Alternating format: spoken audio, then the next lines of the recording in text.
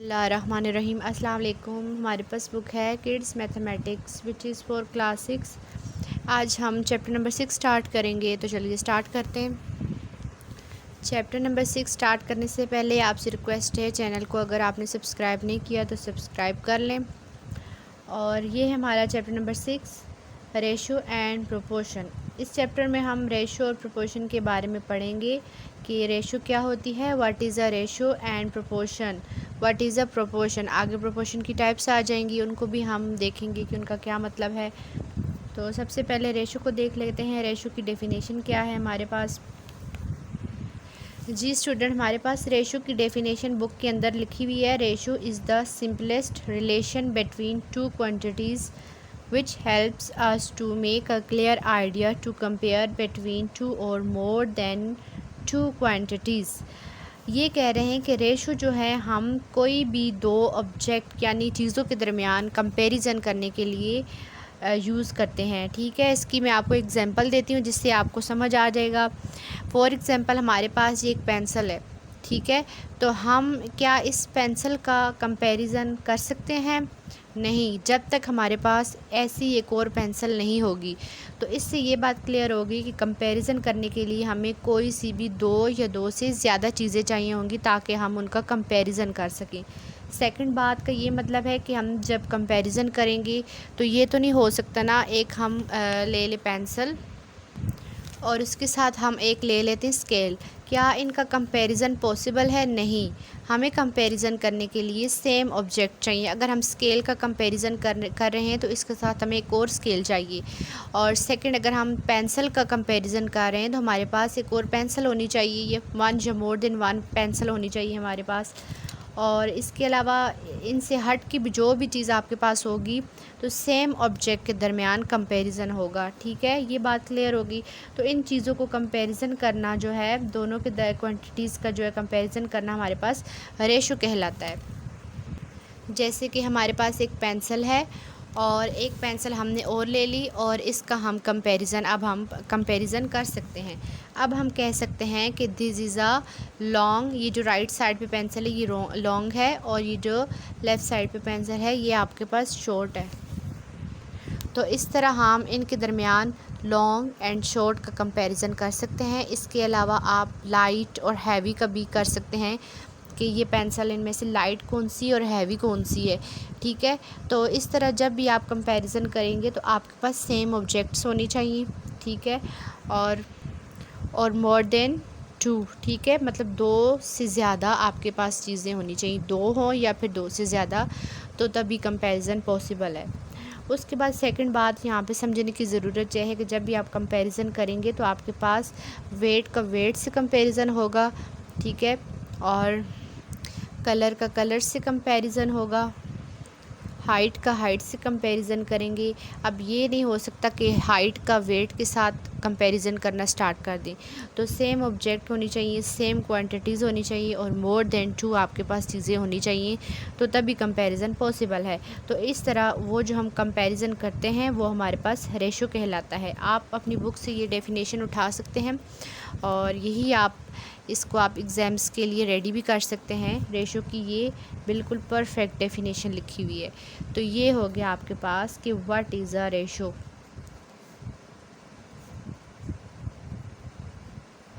ये concept clear करने के बाद हम इंशाल्लाह अपने क्वेश्चन स्टार्ट करेंगे, एक्सरसाइज 6.1 कंप्लीट करेंगे। उससे पहले ये समझना बहुत ज़रूरी है, ये चीज़ें आपको समझ आ गई तो फिर आपके लिए करना इजी हो जाएगा। जी स्टूडेंट, अगर आप इसकी डेफिनेशन बहुत ही सिंपल लिखना चाहते हैं तो वो भी मैं आपको लिखवा देती हूँ कि व्हाट इज़ अ रेशो। ये आपके पास रेशो की डेफिनेशन है, कंपैरिजन बिटवीन टू और मोर object is called ratio.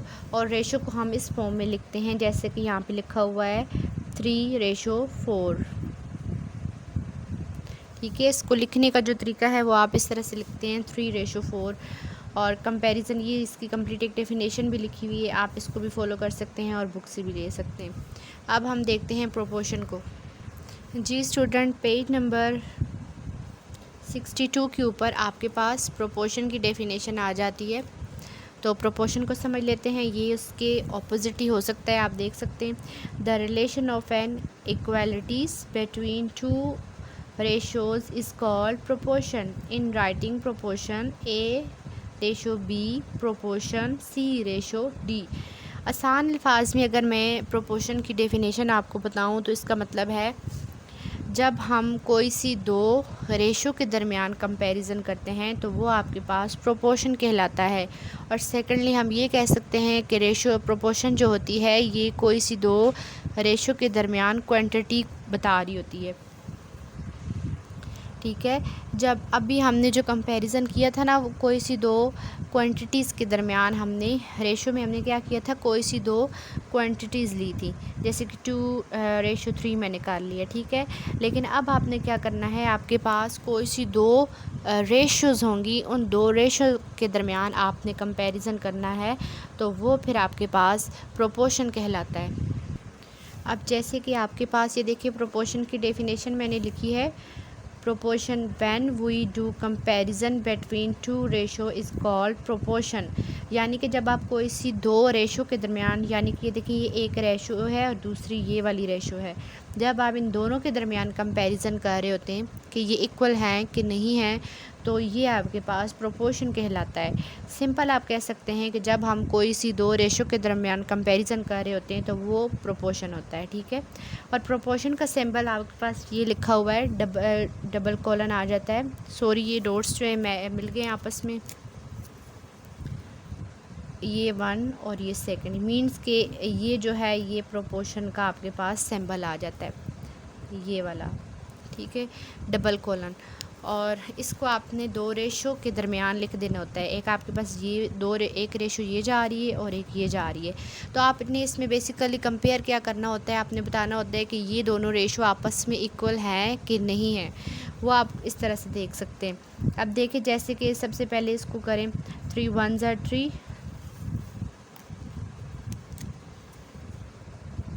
Ratio 3 3 9, proportion इसी तरह से आ जाएगा, 5 1 5 5 3 15। अब आप देख सकते हैं दोनों रेशो के नंबर जो हैं वो डिफरेंट थे, 3 और 9 डिफरेंट एक रेशो है, 5 और 15 एक डिफरेंट रेशो है, लेकिन जब इनको हमने सिंप्लीफाई किया तो हमें पता चला कि ये दोनों रेशोज़ जो हैं ये तो आपस में इक्वल आ चुकी हैं। इसका देखिए 1:3 आया और इसका भी 1:3 आया है। जब इस तरह का आंसर आया तो इट्स मीन कि ये आपस में इक्वल हैं, प्रोपोर्शन है। ठीक है, तो ये आपके पास होगी प्रोपोर्शन की डेफिनेशन। उसके बाद हमारे पास आ जाता है, हम देख लेते हैं, इसमें आपकी बुक में एक कॉन्सेप्ट दिया हुआ है पेज नंबर 62 के ऊपर, ratio is the form of a fraction in which numerator denote antecedent and denominator denote consequent। ठीक है, यानी कि आपके पास रेशो जो होती है एक तरह की फ्रैक्शन फॉर्म में दी जाती है, यानी कि बाय की फॉर्म में होती है। देखें x/y, तो ये एक तरह की फ्रैक्शन की फॉर्म में भी होती है। तो फ्रैक्शन की फॉर्म में जब हमारे पास वैल्यू होती है तो हम ऊपर वाली वैल्यू को न्यूमिनेटर कहते हैं और नीचे वाली वैल्यू को डिनोमिनेटर कहते हैं। ठीक है, लेकिन यहाँ पे जो न्यूमिनेटर है उसको हम एंटीसीडेंट कहेंगे और जो डिनोमिनेटर है हम उसको कॉन्सिक्वेंट कहेंगे। ठीक है, ये यहाँ पे एक आपने थोड़ा सा समझना है। उसके बाद प्रोपोर्शन की डेफिनेशन क्लियर हो चुकी है और ये नीचे लिखा हुआ है कि second and third values in the mid are means while those values which are in the side like first and fourth are known as extremes। ठीक है, यानी कि जब आपने एक प्रोपोर्शन की फॉर्म में एक लिख दी, ठीक है, रेशोज़ लिख दी आपस में, जैसे A/B प्रोपोर्शन C/D, जिस तरह मैंने वो वैल्यूज़ लिखी थी 3 9 और 5 और 15, तो यहाँ पे इन्होंने ना वेरिएबल्स ले लिए। तो बेसिक हमने कॉन्सेप्ट ही समझना है। तो ये जब आपने लिख दिया है ना तो इसको मज़ीद जब आगे जाएंगे तो ये सॉल्व करने की आपको ज़रूरत पड़ेगी। तो उसके लिए आपने एक फार्मूला लगाना है जो आपके पास कहलाता है मीन्स और एक्सट्रीम्स।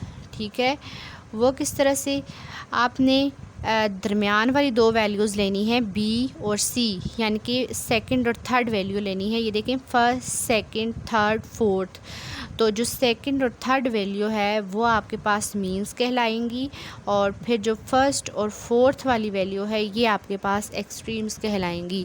ठीक है, ये इस तरह इन्होंने बताया हुआ है। ये फर्स्ट सेकंड और थर्ड जो है ये आपके पास मीन्स हैं और फर्स्ट और फोर्थ पे जो वैल्यू है ये आपके पास एक्सट्रीम्स हैं। तो ये जब हम क्वेश्चन सॉल्व करेंगे तो आपको समझ आ जाएगा कि ये किस तरह से हमने अप्लाई करना है।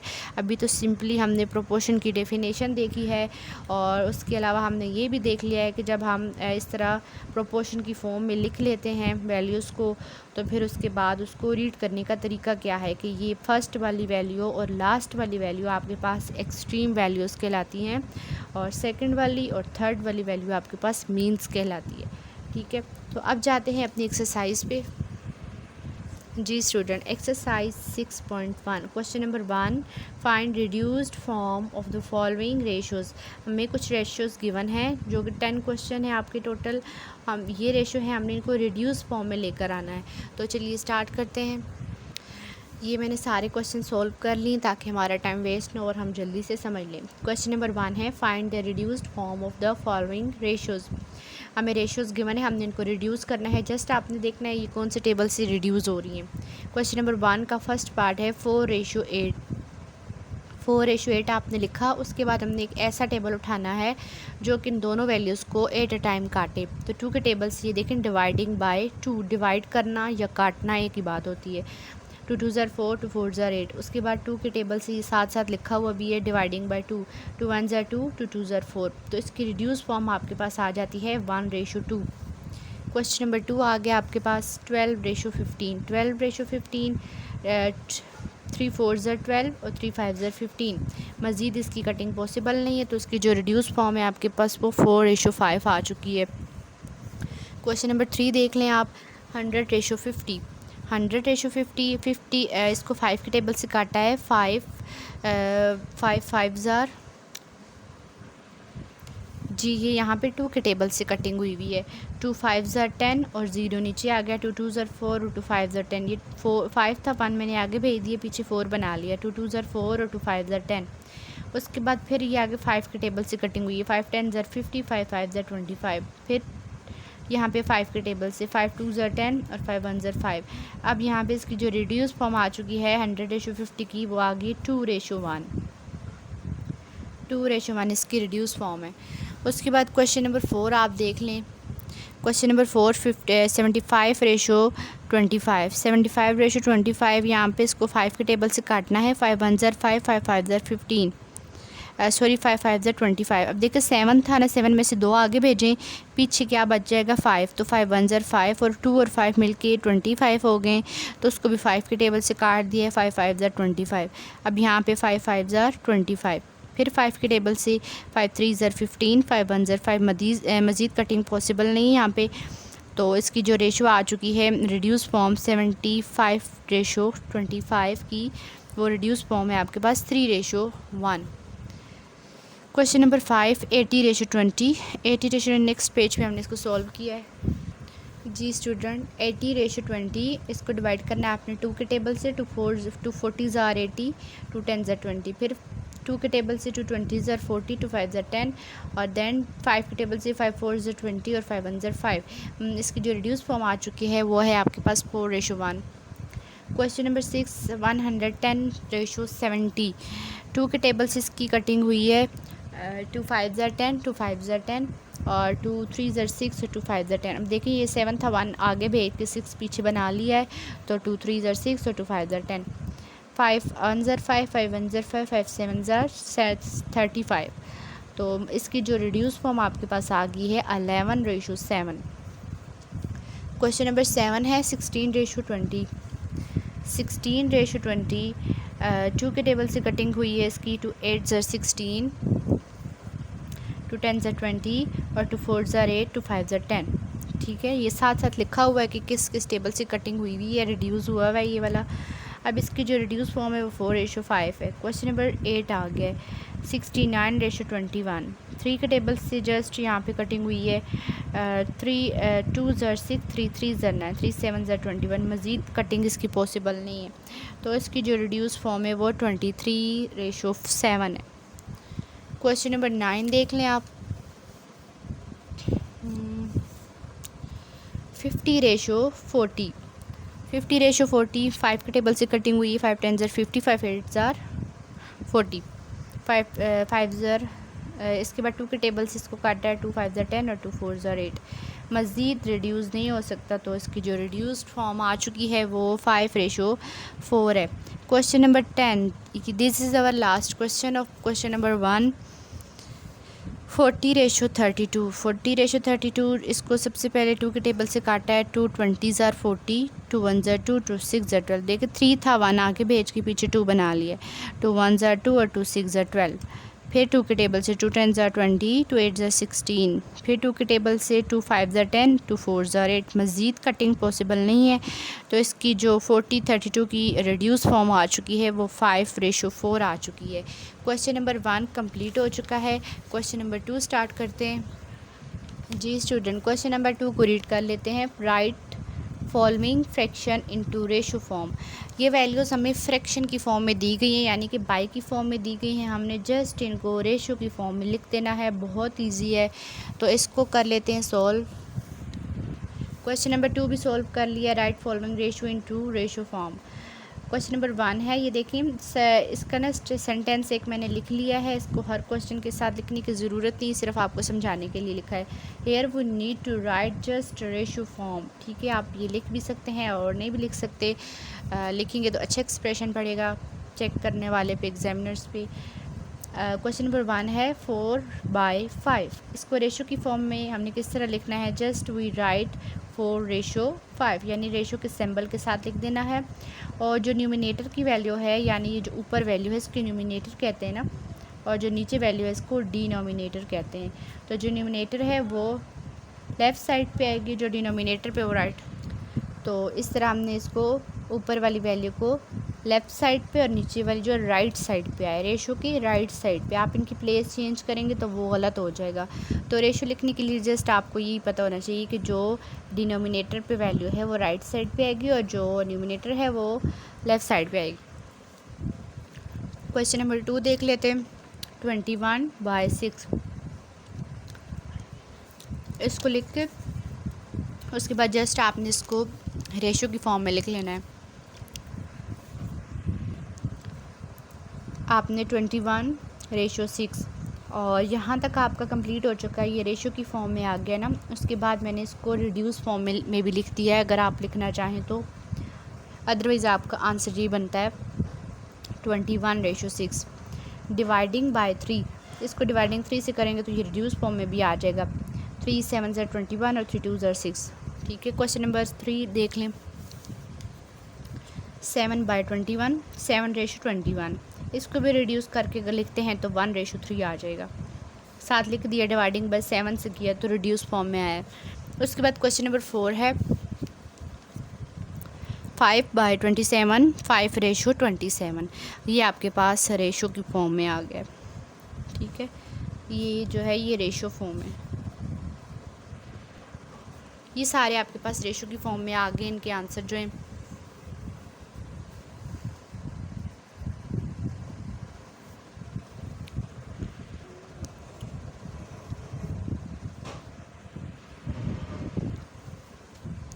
क्वेश्चन नंबर 5 को देख लें। 1/2, 1/2 को आपने रेशो में जब लिखेंगे तो 1:2 लिखेंगे। ये आपके पास रेशो की फॉर्म है। x/y, x/y को किस तरह रेशो की फॉर्म में लिखेंगे? सेम उसी तरह से, सेम x:5, सॉरी x:y। साथ आप लिखेंगे भी कि ये रेशो की फॉर्म में आ चुका है। 72/9, 72:9, ये आपके पास रेशो की फॉर्म में आ चुका है। क्वेश्चन नंबर आ जाता है आपके पास 8, 9/7, 9:7। Last question is 9, 3/10, 3:10। ये आपके पास रेशो की फॉर्म में आ गया। क्वेश्चन नंबर 2 भी आपका हो चुका है कंप्लीट। क्वेश्चन नंबर 3 को रीड कर लेते हैं। जी स्टूडेंट, क्वेश्चन नंबर 3 है find the value of x। यहाँ पे आपके पास एक वेरिएबल दिया गया है जो कि x है। आपने यहाँ पे हर क्वेश्चन के अंदर x की वैल्यू फाइंड करनी है। ये आपके पास जो है फ्रैक्शन की फॉर्म में क्वेश्चन गिवन है और यहाँ पे आपने कुछ रूल्स अप्लाई करके तो x की वैल्यू निकाल लेनी है। तो चलिए इसको सॉल्व करते हैं। Question number 3, find the value of x। Question number 1 है इसका 3 क्वेश्चन का part 1। 7/3 = x/5। Here we do cross multiplication, यहाँ पे आप क्या करेंगे, क्रॉस मल्टीप्लिकेशन अप्लाई करेंगे। क्रॉस क्या होता है, आपने इस तरह ये सिंबल यूज़ करना है क्रॉस मल्टीप्लिकेशन का। क्रॉस से क्रॉस मींस, और जिस तरह क्रॉस जा रहा है ना, एरोस जा रहे हैं, उसी तरह आपस में आपने वैल्यूज़ को मल्टीप्लाई कर देना है और इक्वल के साथ इनको सेपरेट कर देना है।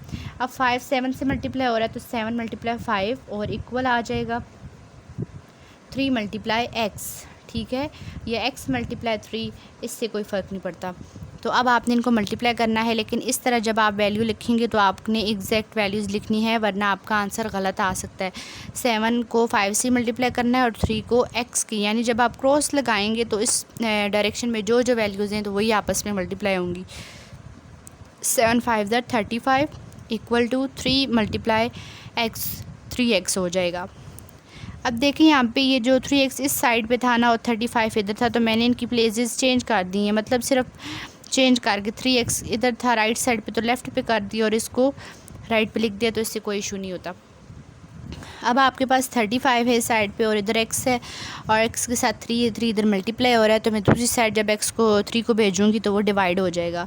ठीक है, ये मैथ्स का रूल है, एक साइड पे जब जो वैल्यू मल्टीप्लाई हो रही होती है वह दूसरी साइड पे जाके डिवाइड हो जाती है। तो 35 डिवाइडेड बाई 3 हो जाएगा। यहाँ पे आपने इसको डिवाइड करना है। डिवीजन आप कैलकुलेटर के थ्रू भी कर सकते हैं और ख़ुद भी कर सकते हैं, ठीक है, रफ अमल में जाके। तो जब आप 3 को 35 पे डिवाइड करेंगे तो आपके पास आंसर निकल आएगा 11.6।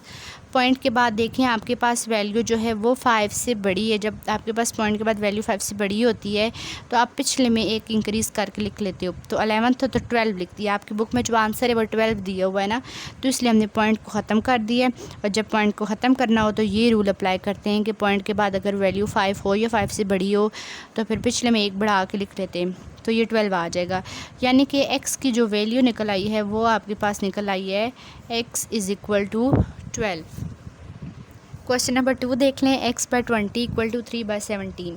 x/20 इक्वल टू 3/17, यहाँ पे भी आपने क्रॉस मल्टीप्लिकेशन का रूल अप्लाई कर देना है। x मल्टीप्लाई 17 हो जाएगा, 20 मल्टीप्लाई 3 हो जाएगा। जब आप इनको आपस में मल्टीप्लाई करेंगे ये 60 आ जाएगा और ये 17x आ जाएगा। ये 60 इधर ही रहेगा, x इधर रह जाएगा और 17 इधर जाके डिवाइड हो जाएगा।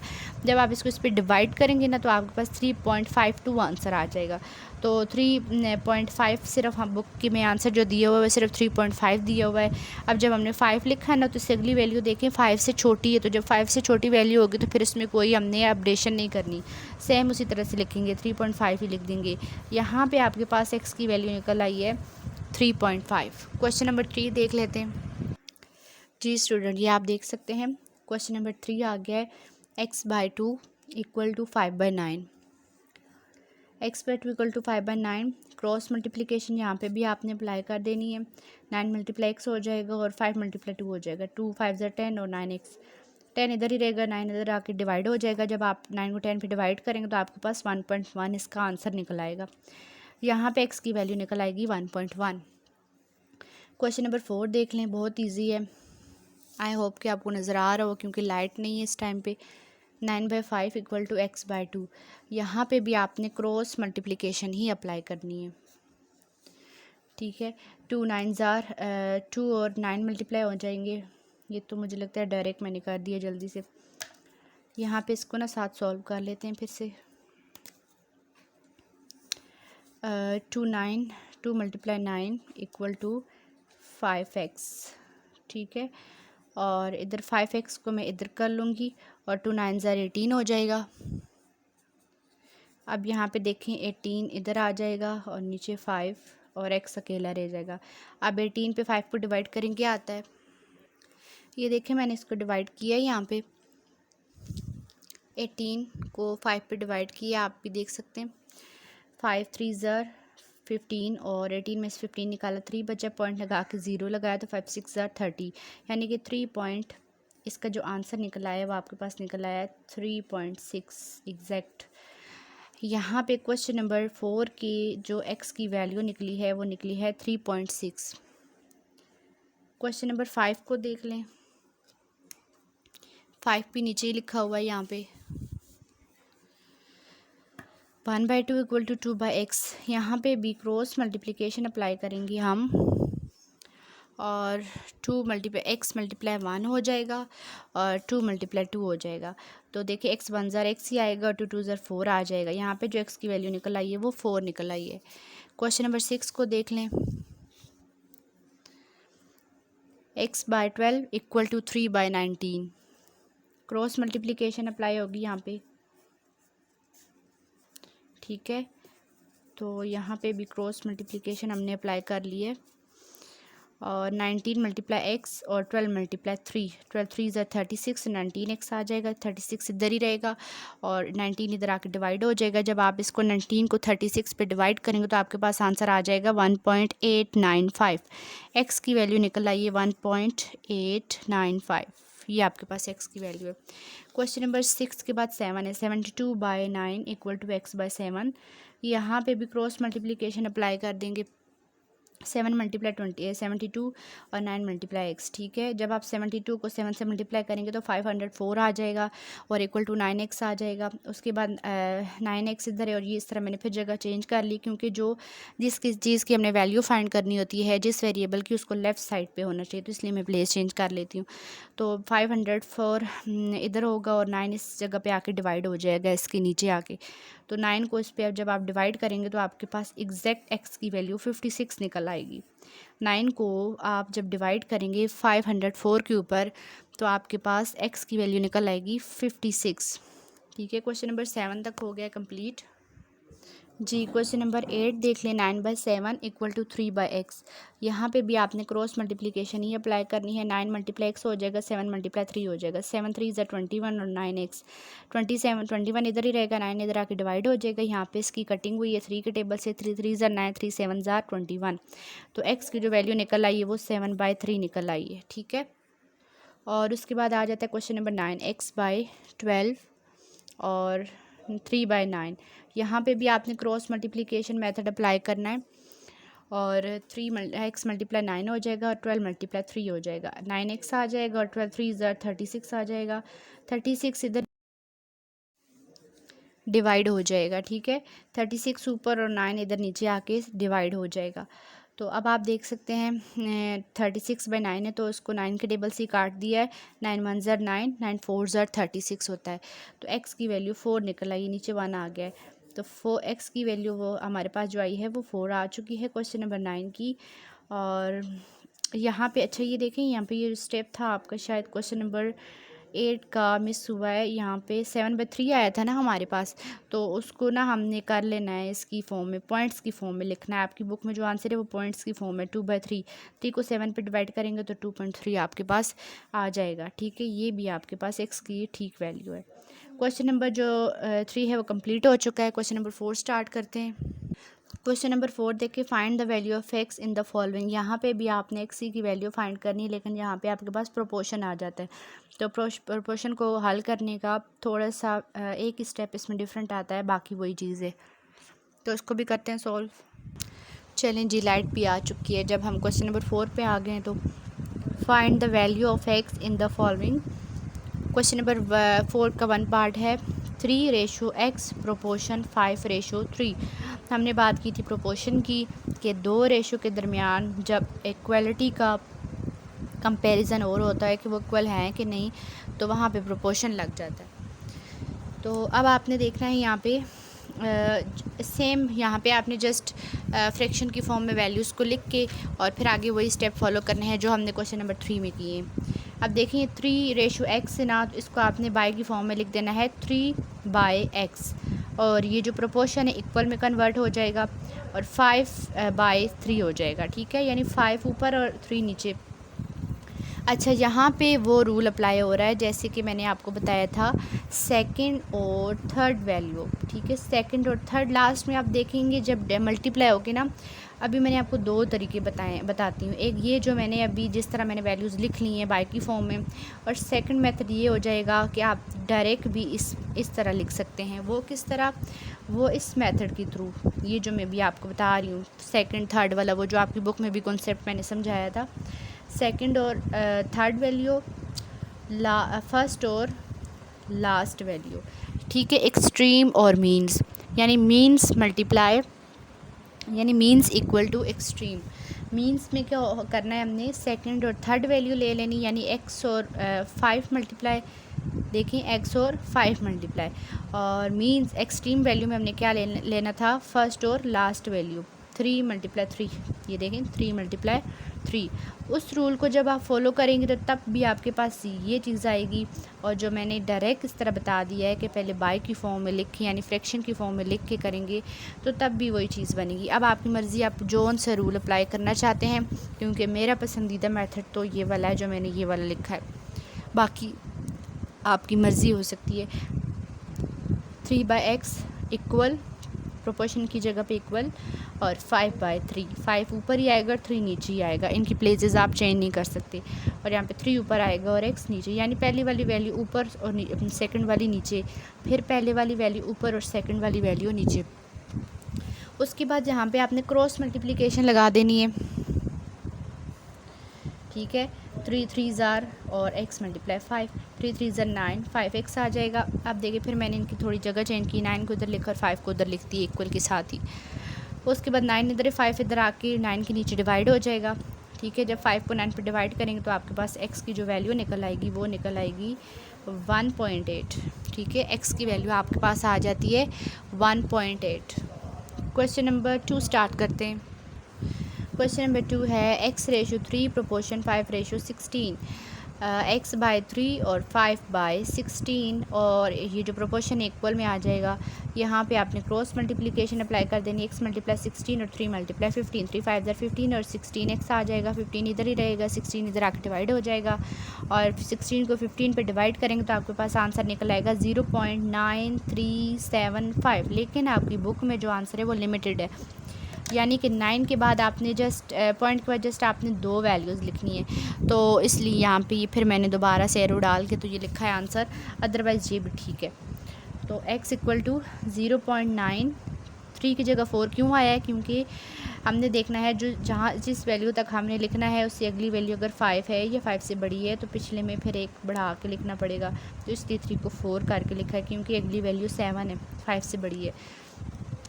Question number 3, 3/4 proportion x/10, 3/4 equal to x/10। Cross multiplication लगाया और वैल्यूज़ लिख दी, 3 मल्टीप्लाई 10, 4 मल्टीप्लाई x, 3 10 30, 4x, 30 इधर ही रहेगा, 4 उसके नीचे जाकर डिवाइड हो जाएगा। आपकी मर्ज़ी, इस साइड पे भी अगर आप सॉल्व करते आते हैं तो कोई इशू नहीं है, लेकिन मुझे x वेरिएबल को लेफ़्ट साइड पे रखना अच्छा लगता है, इसलिए मैं इनकी प्लेस ज़रूर चेंज करती हूँ। और 30/4 आ जाएगा, ठीक है। 4 को 30 पे डिवाइड करेंगे तो 7.5 आपके पास एग्जैक्ट x की वैल्यू निकल आएगी। क्वेश्चन नंबर 3 की x की वैल्यू निकल आई है 7.5। क्वेश्चन नंबर 4 देख लें, 12/15 proportion 14/x, 12/15 equal to 14/x। Cross multiplication लगा देंगे, x 12 multiply x, 15 multiply 14, 12x आ जाएगा, और 14 को 15 से मल्टीप्लाई करें तो 10 आ जाएगा। x इधर ही छोड़ेंगे क्योंकि इसकी वैल्यू फाइंड करनी है, 12 को इधर भेजेंगे वो डिवाइड हो जाएगा क्योंकि इधर मल्टीप्लाई हो रहा था, और 12 को 10 पे डिवाइड करेंगे तो आपके पास 17.5 आंसर आ जाएगा। x की वैल्यू निकल आएगी 17.5।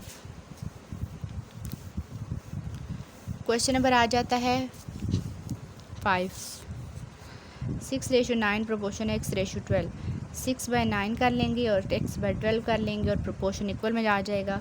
यहाँ पे क्रॉस मल्टीप्लिकेशन अप्लाई करेंगे, 6 मल्टीप्लाई 12 और 9 मल्टीप्लाई x, 12 6 ज़र क्या आएगा 72 और 9x आ जाएगा, ठीक है। फिर मैंने जगह चेंज की, 72 को राइट साइड पे रखा है और 96 को लेफ़्ट साइड पे रख लिया है।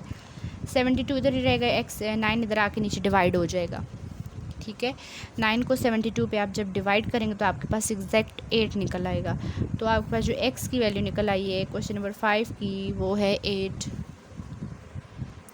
जी स्टूडेंट, क्वेश्चन नंबर 6 देखें, x/3 प्रोपोर्शन 13/26, x/3 और प्रोपोर्शन को इक्वल में 13/26। यहाँ पे आपने इसको प्रोपोर्शन में लिख देना है, x मल्टीप्लाई 26 और 3 मल्टीप्लाई 13, 13 3 39 होता है, 26x आ जाएगा, 39 इधर रहेगा, 26 इधर आके डिवाइड हो जाएगा। जब 26 को 39 पे डिवाइड करेंगे तो आपके पास आंसर निकल आएगा 1.5, x की वैल्यू 1.5। क्वेश्चन नंबर 7 है आपके पास 13/x प्रोपोर्शन 22/9, 13/x कर लेंगे और 22/9 कर लेंगे। प्रोपोर्शन को यहाँ पे आपने इक्वल की फॉर्म में लिखना है, सॉरी जल्दी में नहीं लिखा था, इक्वल होगा, ठीक है। और यहाँ पे जब आप इनको मल्टीप्लाई करेंगे 13 9 117 और 22x आ जाएगा। अब यहाँ पे देखिए फिर एक स्टेप जो है वो जल्दी में स्किप हो गया है। यहाँ पे करना क्या था, 117 और 22 उधर नीचे आएगा और इधर x आएगा, ठीक है। जब आप 22 को 117 पे डिवाइड करेंगे ना तो आपके पास x की वैल्यू निकल आएगी 5.3, ठीक है। 5.3 x की वैल्यू आपके पास निकल आएगी।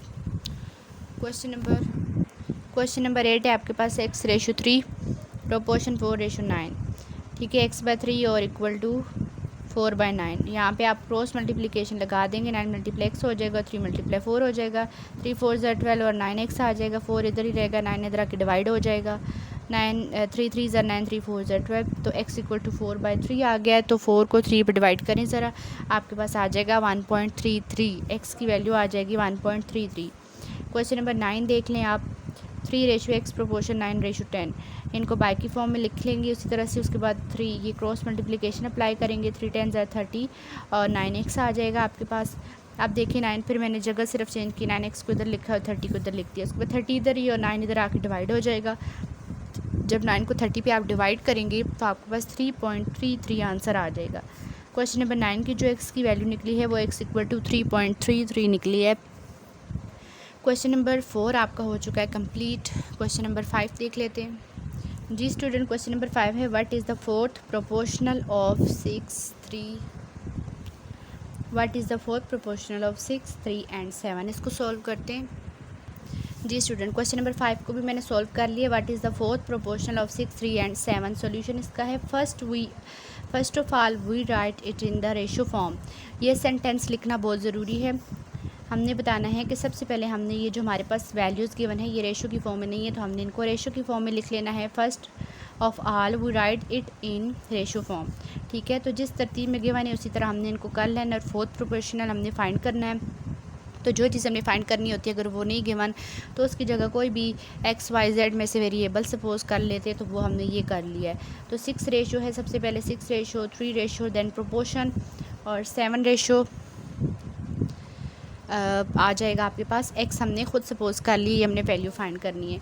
उसके बाद उसी तरह से आपने इसको वो सेकंड और थर्ड रूल अप्लाई करके उस तरीके से करना चाहते हैं या डायरेक्ट इस तरह से 6/3 प्रोपोर्शन को इक्वल की फॉर्म में और 7/x की फॉर्म में करना चाहते हैं तो इस तरह से कर लें, ठीक है। उसके बाद आपने क्रॉस मल्टीप्लिकेशन अप्लाई कर देना है। 6 × x और 7 × 3, 3 7 21 और 6x आ गया। अब 21 इधर ही रहेगा, 6 इधर आके डिवाइड हो जाएगा और ये 3 के टेबल से कटिंग हुई है। 3 2 6, 3 7 21, ठीक है। 7/2 आ गया, तो 7/2 आपके पास ये प्रोपोर्शन निकल आया है इसका। x की वैल्यू निकल आई है। आपने इसको डिवाइड की फॉर्म में लिखना है। आपके पास जो बुक में आंसर गिवन है वो पॉइंट्स में है, तो जब आप 2 को 7 पे डिवाइड करेंगे तो आपके पास 3.5 आंसर निकल आएगा, ठीक है। x की वैल्यू क्या निकल आई है, 3.5 हमारे पास फोर्थ प्रोपोर्शनल है। हमने फोर्थ फाइंड करना था ना, तो फोर्थ प्रोपोर्शनल आ गया आपके पास 3.5। जी स्टूडेंट, एक्सरसाइज 6.1 हमारी कंप्लीट हो चुकी है। इसके 5 क्वेश्चन थे और 5 क्वेश्चन के आगे फर्दर पार्ट्स थे, तो ये पूरी एक्सरसाइज हमारी कंप्लीट हो चुकी है। इससे आपको कुछ समझ ना आया तो आप कमेंट में पूछ सकते हैं। चैनल को ज़रूर लाइक करें और सब्सक्राइब करें और अपने फ्रेंड्स के साथ शेयर भी करें। Thank you so much.